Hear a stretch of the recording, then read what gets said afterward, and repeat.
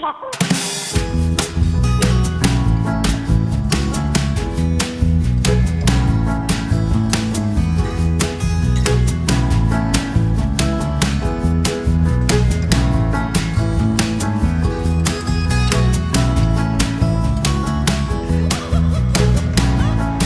mga mamamayang, magandang hapon po sa inyong lahat.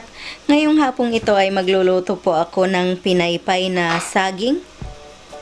At unang-una po ang gagawin natin ay hahatiin muna natin to sa 3 beses itong ating saging. Ganyan po ang paghahati ng saging. Ika-cut nyo po ng 3 beses, tapos huwag nyong idiretso ang pag-cut. Pwede rin 4 na beses para mukhang paypay talaga siya.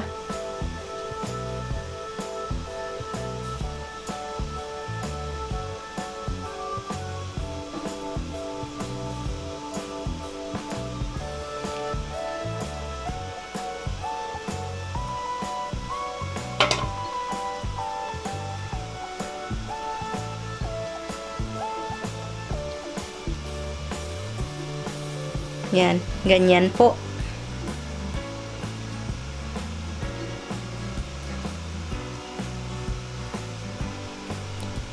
Ayan pa. Ipapakita ko pa uli yung pangalawang pag-cut nitong ating saging para makuha nyo talaga.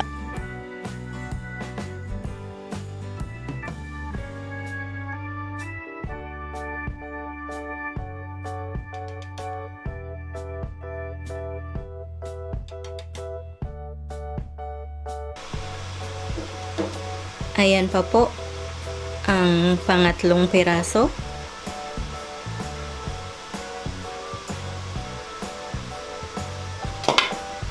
Yan.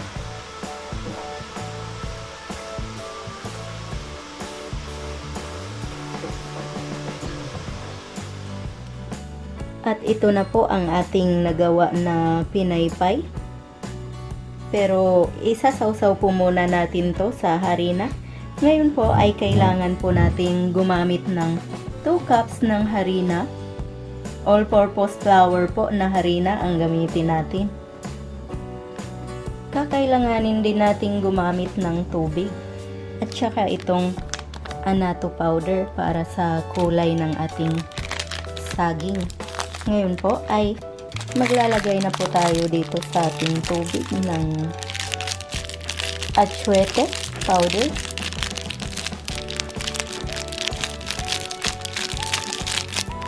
Konti lang po para hindi po papait yung ating saging.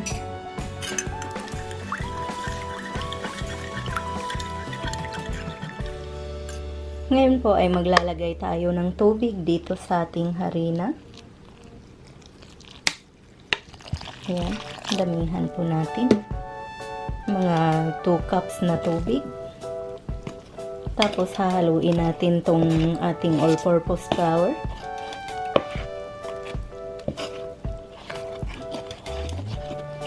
Para hindi po siya magbuo-buo.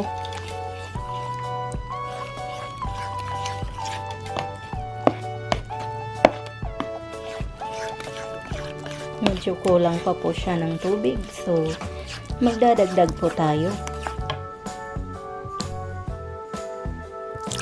Ito po, magdadagdag po ako ng mga 1 cup na tubig. So bali 3 cups po yung gagamitin kong tubig plus yung may annatto powder pa.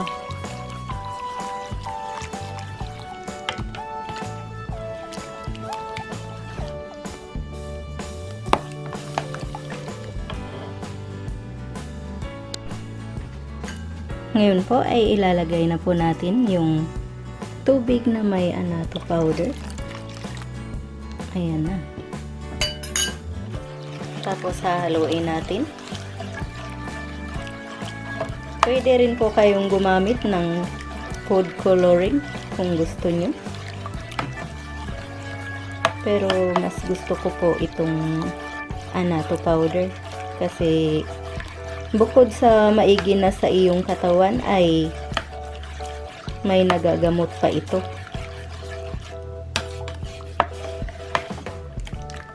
Ayan. Kasi sabi ng lola ko, gamot daw ito sa binat. So, kaya ito ang gamit ko.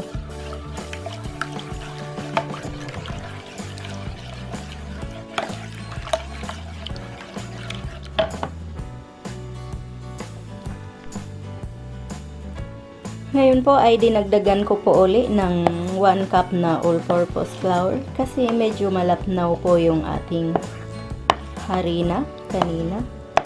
So, kaya dinagdagan ko siya ulit. Okay lang naman po na magdagdag po kasi wala pa namang asin, wala namang asinto or asukal. So, okay lang na magdagdag po. Pero kung 2 cups ang gagamitin nyo ay tansyahin nyo na lang po, mga 1 cup po munang tubig ang ilagay nyo. Tapos kapag ganito na siya kalapot ay pwede na po. Pero hahaluin po natin po muna natin to kasi may buo-buo pa siya. Ngayon po mga mamamayang ay magiging ganito na po ang itsura ng ating harina. Tapos gagamit po ako ng cooking oil para pagprito po nitong ating saging. Ngayon po ay maglalagay na po tayo ng cooking oil dito sa ating kawali.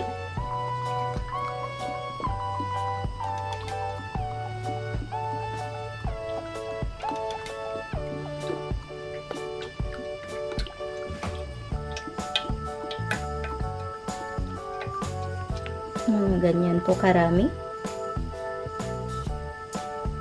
Ngayon po ay isa-isa na nating isasawsaw dito sa harina itong ating saging.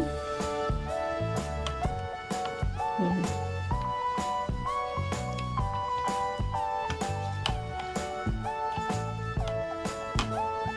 Ngayon po na mainit na ang ating mantika ay pwede na nating iprito itong saging.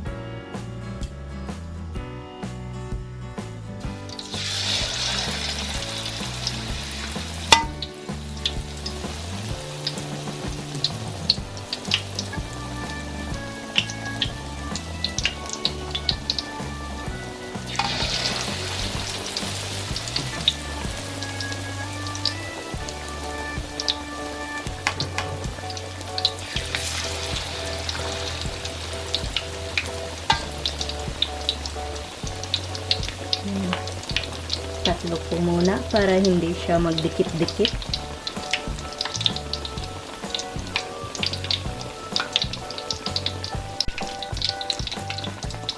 Ayan na po siya. Binabaliktad ko na po yung kabila para hindi po siya masunog.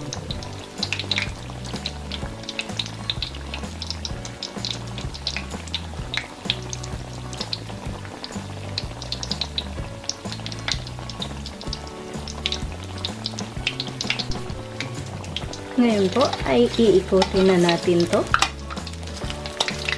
kasi malapit na po siyang maluto.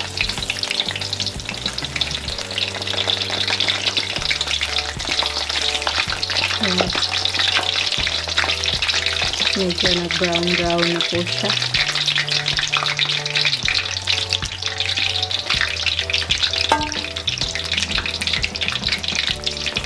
Pahihinaan lang po natin ng konti yung stove natin.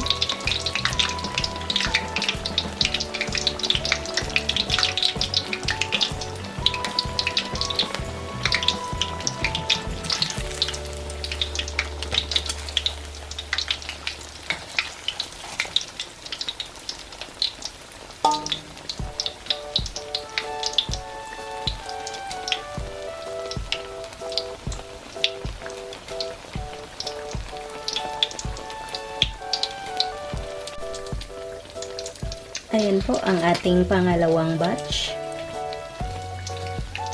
ng ating pinaypay. Ayan. Yan.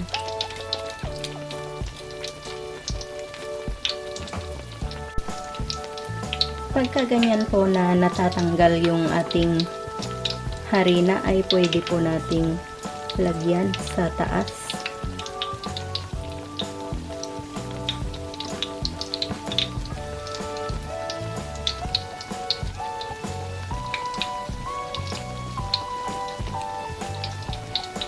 Para dumikit po uli yung mga natatanggal. Ayan.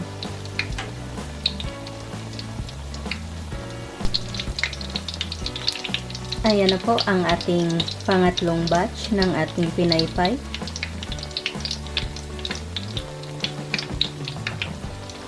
Ayan, inikot ko na po siya kasi luto na yung sa likod, tapos yung sa kabila naman ang lulutuin natin. Ito po yung pang-apat natin na batch ng ating pinaypay.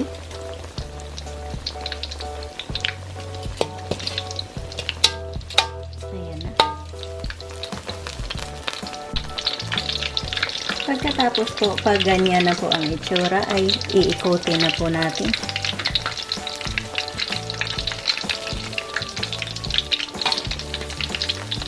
Yan, para hindi siya masunog.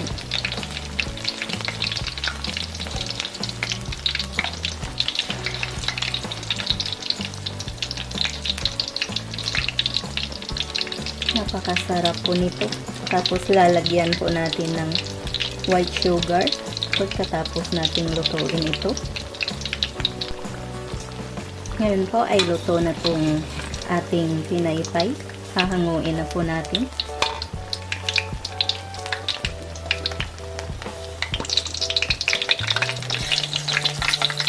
At ilagay po natin sa lalagyan na medyo malaki. Ang init-init po. Ayan. Masarap ito pang snack.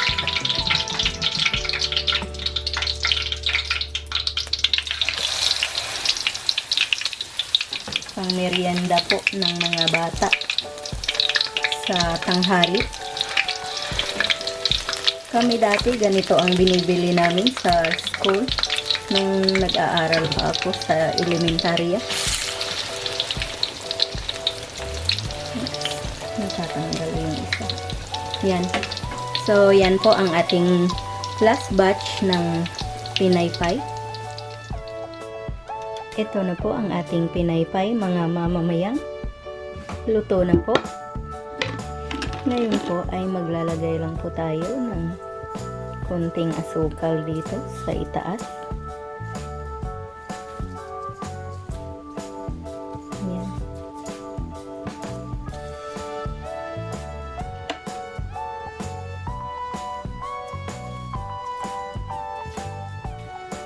Ayan. Ayan na po mga mamamayang ang ating pinaypay. Maraming salamat po sa inyong panunood. Ito po ang inyong Ate Mayang na nagsasabing, mabuhay!